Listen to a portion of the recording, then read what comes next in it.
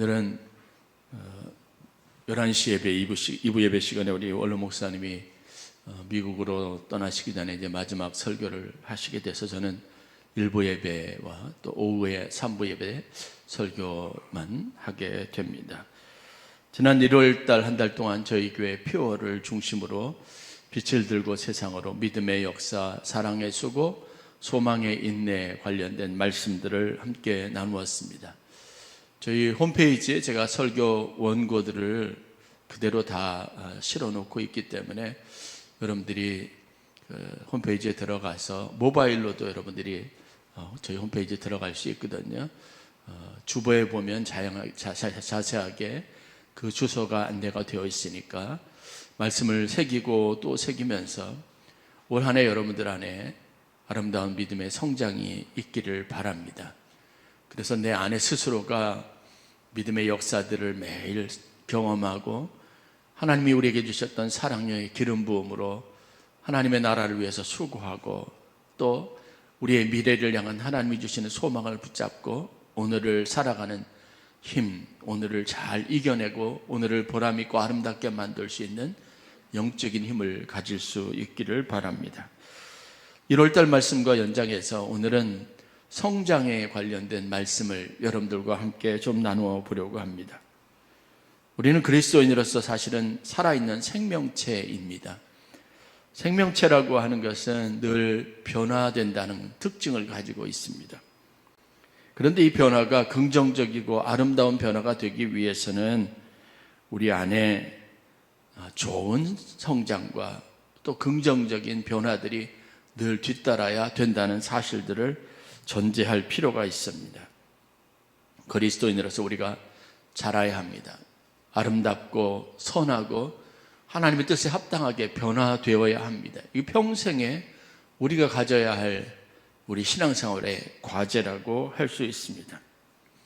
성경은 우리에게 그리스도인으로서 자라야 한다라고 분명하게 말하고 있습니다.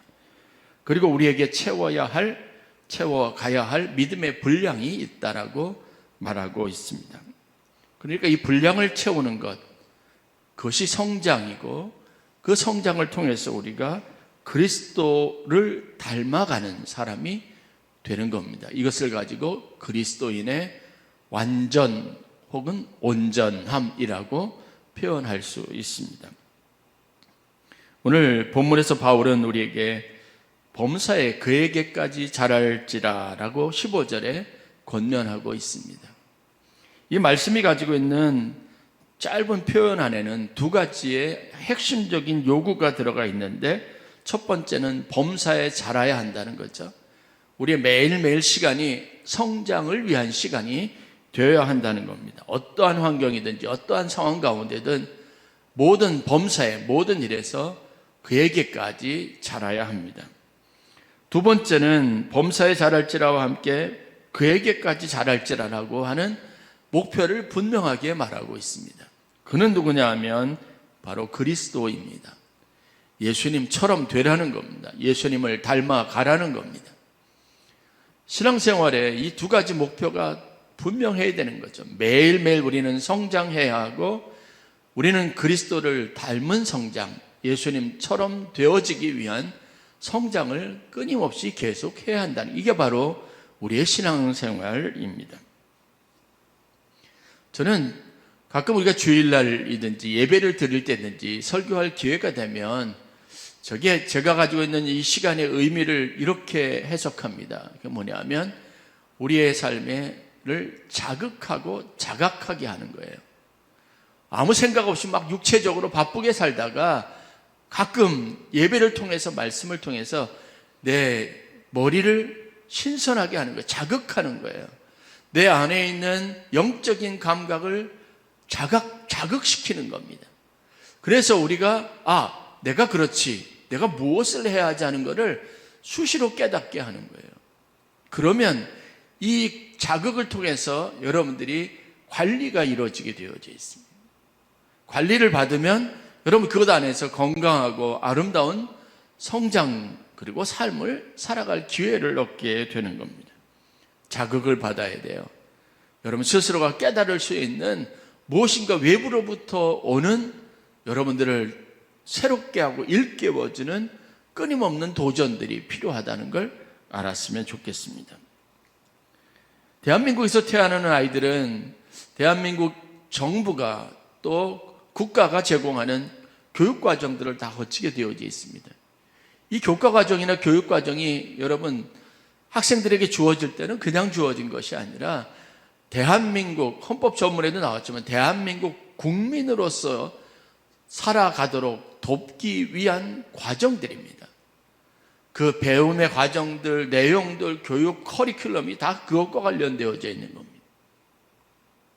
마찬가지로 우리가 드리는 예배도 또 우리가 읽는 말씀도 전부 다 우리가 하나님의 나라의 백성답게 되어지고 백성으로서 그 합당한 모습을 갖춰 가도록 하기 위한 것들입니다.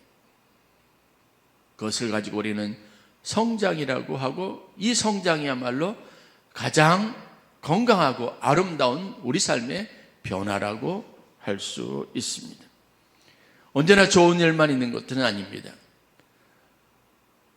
산업화 시대를 거치면서 굉장히 빠른 고속, 초고속 성장을 이루었던 대한민국이 그런 과정에서 반드시 거쳐야만 하는 여러 가지 아픔의 과정들, 또 혼란과 문제점들을 우리가 그대로 다 겪어내면서 지금까지 오고 있습니다.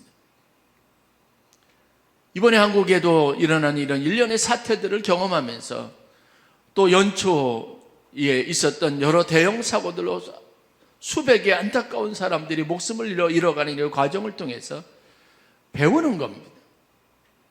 그것을 통해서 우리가 늘 언제나 심각하게 여기지 않았던 그러한 부분들에 대한 것들을 하나하나 배워가기 시작하는 겁니다. 안타까운 희생이 뒤따르지만 그것을 통해서 우리는 각각 여러분들 자신들도 성장해 가고 인생의 가장 중요한 원리들에 대해서 다시 한번 여러분들이 스스로의 진리로 만들어가는 아주 중요한 과정들을 거치고 있는 겁니다. 매 주일 여러분들이 교회 와서 말씀을 듣는 것도 마찬가지입니다. 제가 똑같은 본문을 가지고 설교를 하지만 그 설교가 횟수를 따라 그리고 어떤 상황에 따라 그 내용들이 달라지는 것도 제가 알고 있습니다. 그런 과정에서 제게 체득되어지고 배워지고 경험해지고 그 다음에 얻었던 것들이 하나의 진리로 점점 더 굳어가고 확고하게 내 삶의 변화의 능력으로 쌓여져가는 과정들이기도 합니다. 어떤 환경에서든지 어떤 일을 만나든지 하나님은 여러분들의 성장을 위해서 일하고 계시고 하나님은 여러분들이 온전하고 아름답게 변화되기를 원하신다는 이 믿음을 가지시기를 주의 이름으로 간절히 축원합니다. 오늘 우리가 본문을 통해서 바울이 우리에게 말하고 있는 성장이 우리가 추구해야 할 성장이 과연 무엇일까를 세 가지 정도 여러분들과 함께 나누려고 합니다. 우리 안에 있어야 될 성장, 그렇게 해서 우리가 변화되어야 할 일이 무엇인가를 세 가지로 생각해 보겠습니다. 첫 번째, 우리에게 필요한 성장은 그리스도를 믿는 것과 아는 것에 일치를 이루어야 합니다. 하나 되어야 합니다. 지금은 여러분들이 알고 있는 것, 믿는 것이 각각 다른 것 같지만 시간이 지나면 우리가 모두 믿는 것과 하나님에 대해서 그리스도에 대해서 아는 것에 여러분 정확한 일치가 일어나야 합니다. 왜냐하면 우리 안에 각각의 삶의 지식들이 아니라 하나님에 관련된 지식, 예수 그리스도에 대한 성경의 가르침이 우리의 마음에 하나의 가치관이 되고 삶의 기준이 되는 과정들이 있기 때문에 그렇습니다. 지금은 어린아이에 같이 믿는 일에 조금 성숙하지 못한 것이 있고 어떤 분은 신앙생활에 연륜이 있어서 성숙한 분도 있을 겁니다. 그러나 결국 우리 안에 쌓여지는 것은 우리 모두가 다 동의하고 하나 될 수밖에 없는 것은 하나님과 그리스도께서 우리를 위해서 행하신 일들과 그분의 능력이 우리 삶에 가져다니는 축복에 대한 변함없는 진리를 우리가 깨달아가고 알아가게 된다는 겁니다. 그리스도 안에서 우리가 성경 안에서 배우고 믿고 경험하고 그것을 우리의 신앙의 믿음의 중요한 근거로 삼을 수 있기를 바랍니다. 우리가 잘 아는 아브라함의 경우들, 아브라함의 생애를 되돌아보면 그가 가졌던 믿음은 어떻게 해서 형성되었고, 그가 믿음의 조상으로서 하나님이 그에게 하나님을 믿는 믿음에 대해서 칭찬하게 되었던 경위와 과정들이 무엇인지를 분명하게 알 수 있었습니다. 하나님은 늘 동일했습니다. 아브라함이 그가 신앙이 있었는지 어땠는지도 알지 못하는 아주 극히 그의 인생의 초기에, 물론 그의 나이는 75이 되었지만 그에게 나타나셔서 말씀을 주셨습니다. 약속을 주셨습니다. 여러분들이 그 말씀이 뭔지는 너무나 잘 알고 있습니다. 너와 네 자손에게 복을 주겠다는 겁니다. 너를 복의 근원으로 삼고 너로 큰 민족을 이루겠다고 약속하신 말씀입니다. 그 말씀은 그가 처음 받았던 말씀과 동일했고, 그가 수십 년이 지나서 받았던 말씀과 동일하고, 그가 이삭을 낳고 이삭을 자기의 삶에 하나님 주신 축복으로 인정하는 과정에서도 동일했습니다. 마찬가지로 오늘 여러분들이 신앙의 수준과는 관계없이 하나님의 말씀을 듣습니다. 성경에 관련된 가르침을 받습니다. 그런데 우리 안에 일어나는 변화와 차이점은 뭐냐면, 시간이 지날수록 그 말씀의 의미를 하나씩 하나씩 알아가게 되고 그것을 우리의 믿음으로 삼게 된다는 특징이 있는 겁니다. 그러므로 여러분, 지금 내가 모른다고 여러분 너무 낙심하지 마십시오. 배우고자 하는 열심을 가지시기를 바랍니다. 배우고 알아가기 위해서 더 많은 투자를 할 수 있어야 합니다. 시간을 낼 수 있어야 합니다. 저 권사님은, 저 장로님은, 저 목사님은 어떻게 저럴 수 있을까? 여러분들의 마음에 호기심이 있다면, 어떻게 저 말씀을 가지고 저렇게 설교할 수 있을까? 호기심이 있다면 더 많은 시간을 투자해서 배워야 합니다. 알기 위해서 애를 쓰고 노력해야 합니다. 그것이 여러분들에게 믿음으로 쌓여지게 될 줄 믿습니다. 여러분들도 동일한 예수 그리스도처럼, 모세처럼, 아브라함처럼 그런 믿음의 사람으로 든든하게 서갈 수 있습니다. 아브라함도 초기에는 자신이 가지고 있는 육체적인, 자신이 가지고 있는 지식의 경험, 그것을 가지고 육체적으로 사람들 사이에 일어나는 보편적인 원리를 따라 하나님의 말씀이나 약속이 성취되리라는 생각을 가졌습니다. 그래서 내가 누구를 자녀로 얻느냐, 이게 중요한 겁니다. 그럴 때마다 하나님께서 아브라함에게 다시 확인시켜 준 것은 육체를 따라 난 자식이 아니라 하나님의 영적인 축복, 하나님 다시 말해서 약속을 따라 말씀하신 대로, 언약하신 대로 내게 주시는 그 씨를 통해서, 그 자손을 통해서 내게 복을 주시겠다는 사실들을 계속해서 그에게 가르치시고, 아브라함은 이 사실을 배워갔습니다. 디모데에게 바울이 권면한 것도 내가 어려서부터 성경을 배웠다고 말합니다. 거기에 하나님이 무엇을 말씀하셨는지를 잘 생각하고 내가 그 말씀을 배우고 그 안에서 확신한 믿음을 따라 행하라는 겁니다. 이미 하나님이 내게 주신 말씀 안에 사람들을 교훈하고 사람들을 바로잡고 그들을 양육하고 훈련하기에 충분한 힘이 있다고 말씀하고 있습니다.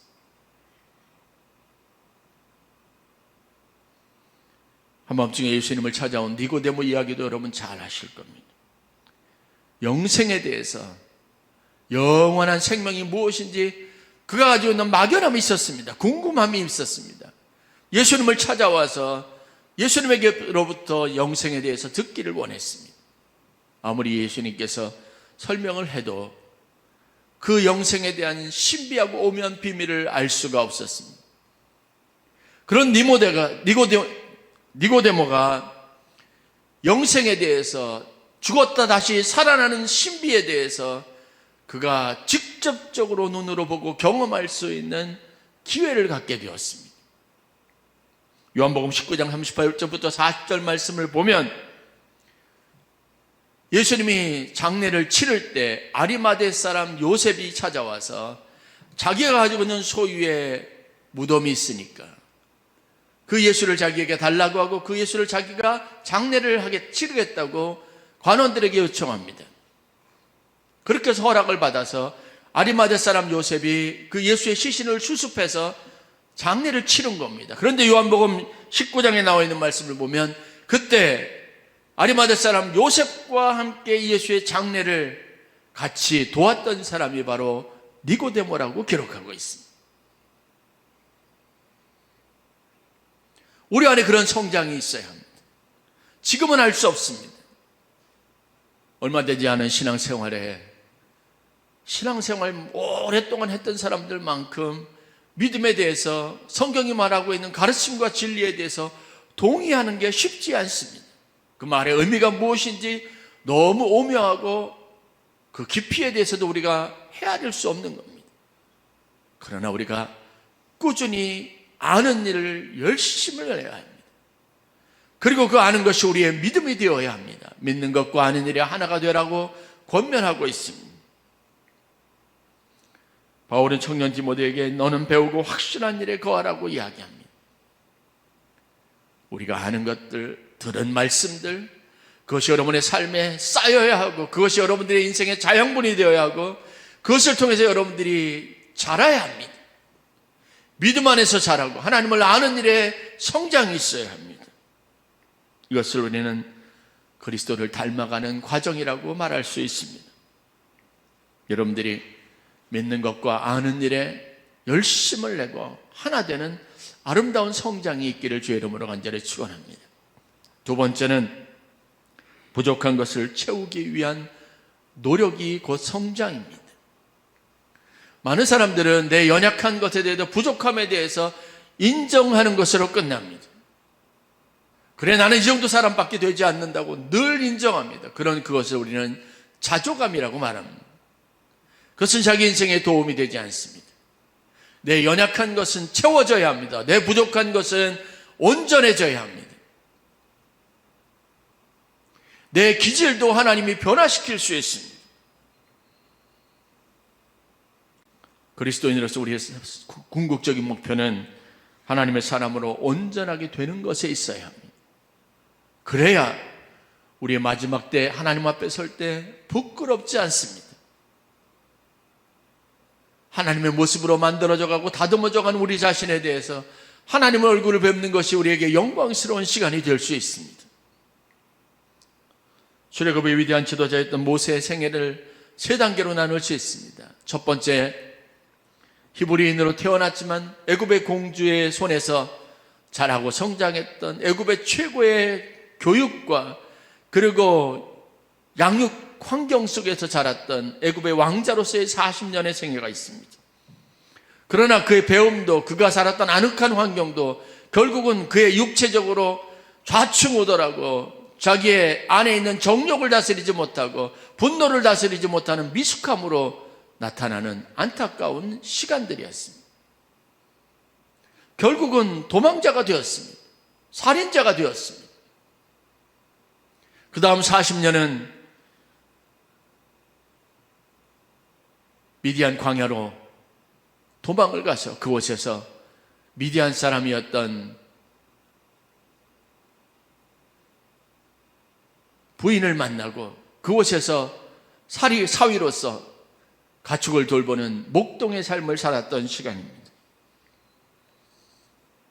살인사건에 연루되어 도망갔던 그곳에서 그는 애굽의 왕자였었던 지난날의 화려함을 다 잊어버리고 그냥 허름하고 초라한 광야를 떠돌면서 가축들을 돌보는 목자로서의 40년의 시간을 보냈습니다.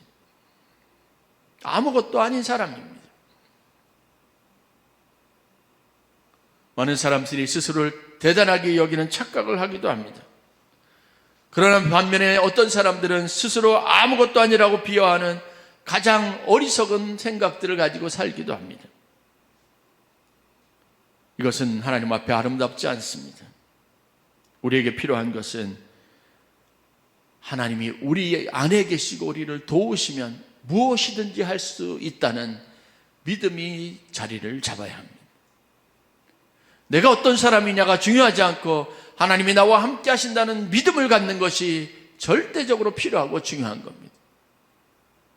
호렙산에서 모세가 이 초라한 40년의 생애를 마감하고 위대한 지도자로 거듭나게 된 순간이 바로 호렙산 떨기나무에서 하나님의 실존을 만나고 하나님의 음성을 들음으로써 가능했던 겁니다. 지금까지 여러분 자신을 되돌아보는 시간을 가졌다면, 이제는 여러분들이 하나님이 나와 함께 하신다면이라는 전제 조건, 즉 믿음을 가지고 인생을 살아가는 훈련을 하실 수 있기를 주의 이름으로 간절히 축원합니다. 그 하나님이 나와 함께 하신다면 할 수 있습니다. 육체의 연약함 아무것도 아닌 겁니다. 그 믿음이 내게 있으면 할 수 있습니다. 내가 지금껏 어떻게 살아왔다? 그거 별로 중요하지 않습니다. 호렙산에서 타는 떨기나무 가운데에서, 그러나 살라지지 않는 떨기나무를 바라보면서 모세가 깨달은 것이 바로 그겁니다. 그 손에 쥐고 있었던 지팡이가 가지고 있는 의미는 단순히 자기 몸을 지탱하거나 아니면 양을 치는 데에서 보조 역할을 하는 지팡이뿐이지만, 이 지팡이는 뱀이 되기도 하고 하나님의 권능의 지팡이가 되었다는 걸 우리가 보면 되는 겁니다. 아무것도 아닌 내 인생에 하나님이 함께 하시면 내 인생의 가치가 달라지게 되어져 있습니다. 우리의 인생이 어떠하든 하나님의 거룩한 영의 기름 부음을 받으면 우리의 존재 가치가 달라지게 되어져 있습니다. 그러므로 우리가 충분히 우리의 영적 성장을 위해서 하나님 앞에 소망을 가질 수 있습니다.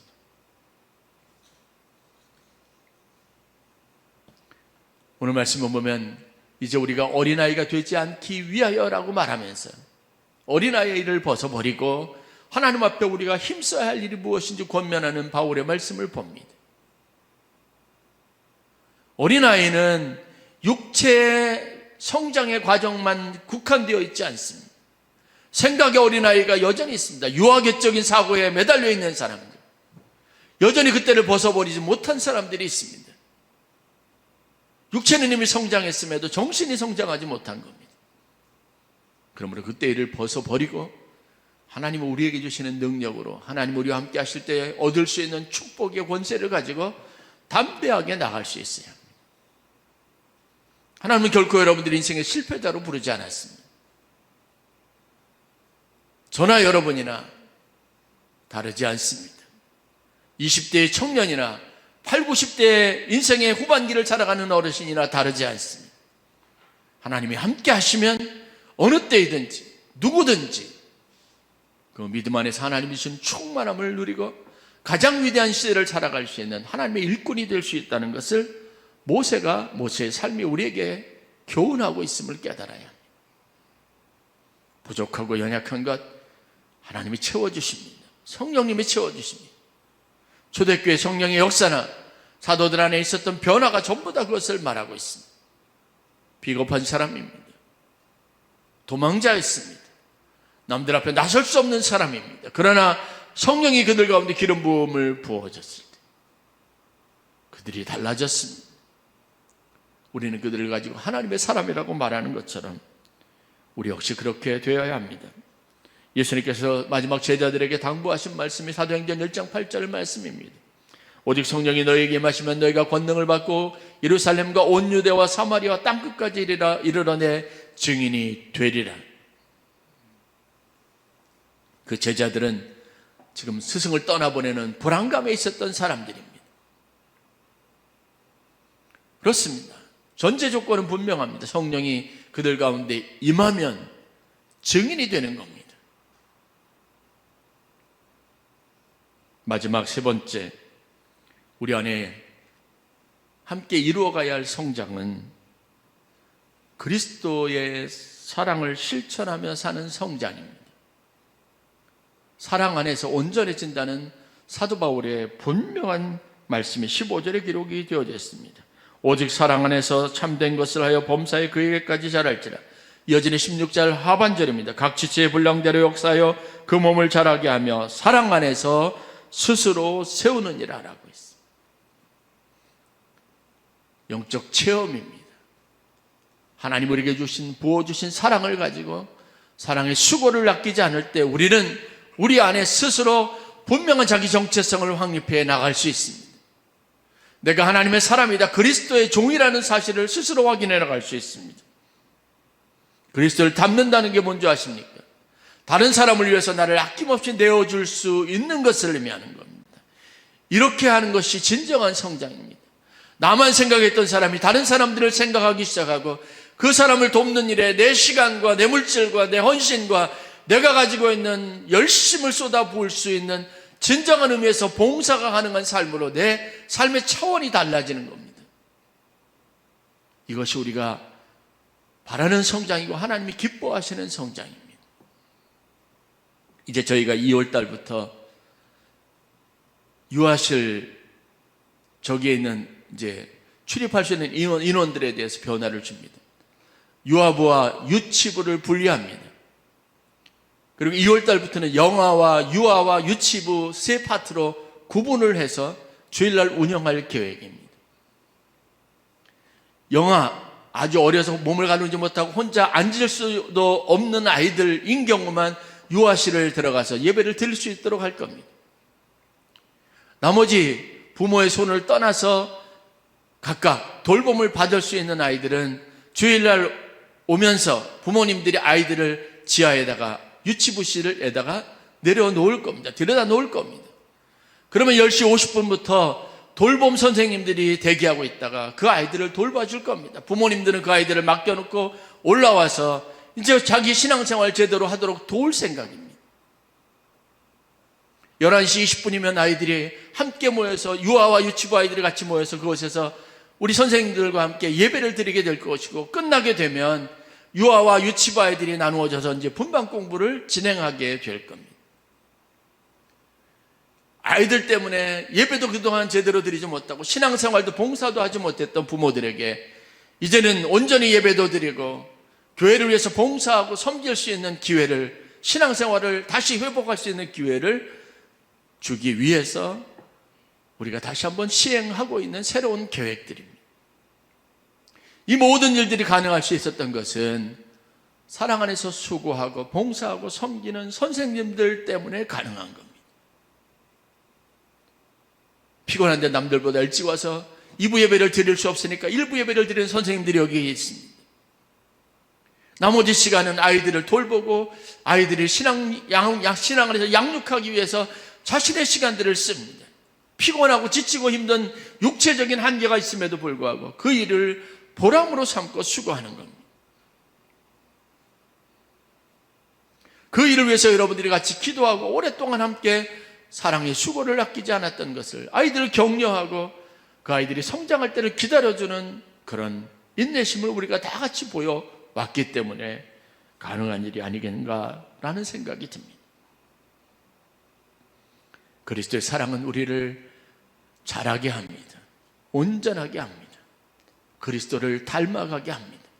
왜냐하면 예수님께서 이 땅에 오셔서 그런 인생을 사셨기 때문에 그렇습니다. 여러분, 신앙 성장을 원하신다면 남을 위하여 나 자신을 아낌없이 희생할 수 있는 그 결단과 헌신 안에서 살아가실 수 있기를 주의 이름으로 간절히 축원합니다.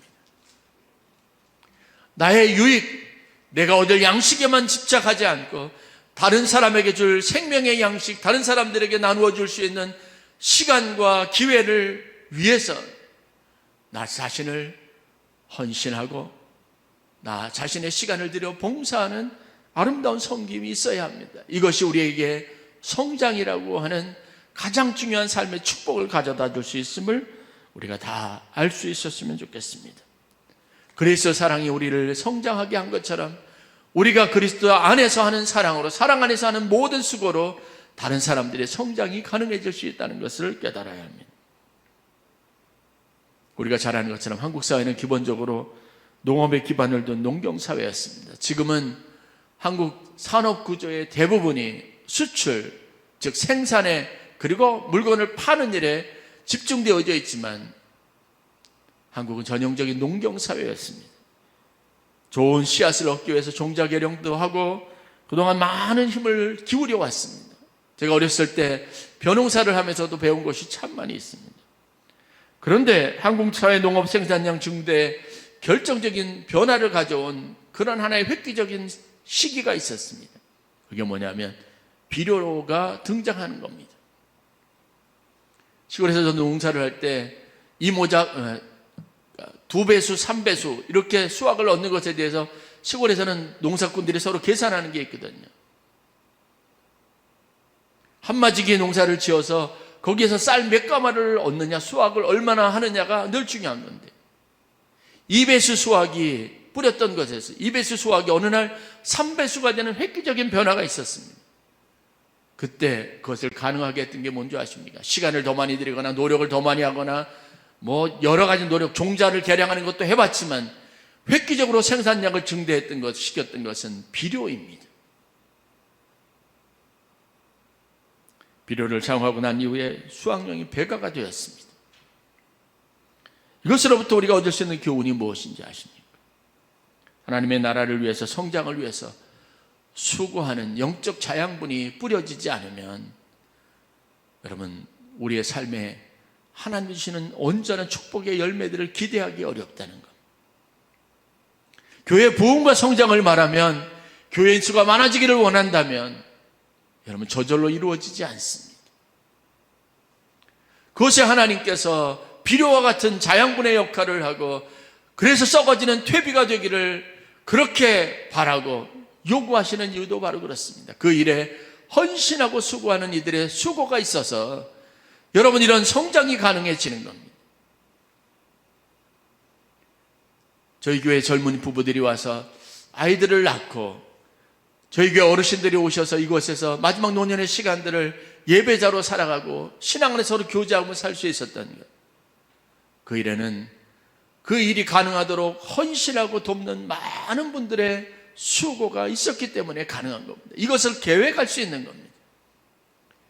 영아, 유아, 유치부를 나눌 수 있는 것은, 그래서 이것을 프로그래머 할 수 있는 것은 자원하는 자원자, 교사들이 있었기 때문에 가능한 일입니다. 아니면 마음과 생각에만 머물 뿐 아무도 스스로 실천할 수 없는 겁니다. 이게 불가능해지면 부모들은 아이들을 양육하다가 차라리 집에서 아이들을 편안하게 보는 게 좋지, 교회까지 와서 그 아이들 통제하기도 어려운데 아이들 데리고 여기 지쳐가지고 힘들게 그렇게 지내다가 교회 집으로 돌아가는 일이 반복될 수밖에 없습니다. 자신의 영적 생활, 함께하는 즐거움, 아이들이 믿음 안에서 성장하는 즐거움을 볼 수 있도록 하기 위한 비료 역할, 자양분 역할을 하는 사람들이 누구입니까? 교사들입니다. 수고하는 이들입니다. 애찬팀에서는 이 아이들을 배려해서 아이들이 먹을 수 있는 반찬까지 따로 마련해 주시는 거예요. 따로 장을 봐야 하는 수고가 필요한 겁니다. 그래서 오늘 바울은 말합니다. 사랑 안에서 참된 것을 하여 범사에 그에게까지 자랄지어다. 사랑의 수고가 우리 안에 있어야 합니다. 봉사가 있어야 합니다. 섬김이 있어야 합니다. 하나님의 교회는 이것 안에서 아름답고 건강하게 성장할 수 있습니다. 영적 성장을 위한 3가지 중요한 교훈들을 다시 한번 되새길 수 있기를 바랍니다. 믿는 것과 아는 것에 하나가 되어야 합니다. 내가 아는 것이 곧 내 믿음이 되어야 합니다. 그래서 열심을 가져야 합니다. 2번째, 우리의 연약하고 부족한 것들을 하나하나 채워가는 즐거움과 기쁨이 있어야 성장이, 온전한 성장이 될 수 있습니다. 내가 변화되는 겁니다. 나 스스로 내가 감지할 만큼 내 삶이 바꾸어가는 겁니다. 내가 새로워지는 겁니다. 그 즐거움이 있어야 합니다. 어느 순간인가 내가 이전처럼 아니라 다르게 행동하고 이전과는 다른 모습에 내 자신을 발견하는 즐거움을 가질 수 있어야 합니다. 마지막 3번째는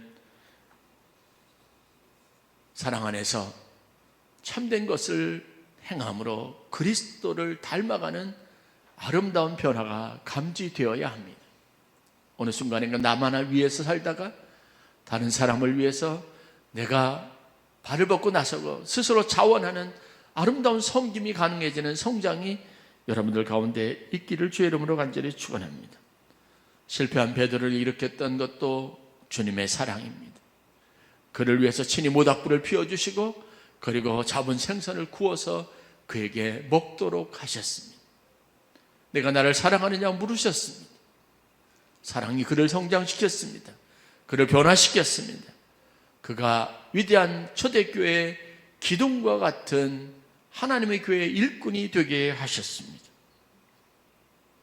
아멘교회가 사랑의 역사하는 교회로 세워지는 교회가 되기를 바란다면, 우리가 그런 성장을 서로가 보기를 원한다면, 저와 여러분들이 다 같이 영적 성장을 위해서 우리에게 가져지는 신앙의 과제들을 하나하나 수행해 가면서 여러분들이 그 안에서 아름답게 변화되어져 가는 보람과 즐거움을 가질 수 있어야 합니다. 그것은 의도된 행위보다도 더 중요한 겁니다. 내 안에 내재되고 내 안에 스스로 헌신된 마음으로 저와 여러분들이 이 모든 일들을 힘써 행할 수 있는 귀한 축복이 있기를 주의 이름으로 간절히 축원합니다.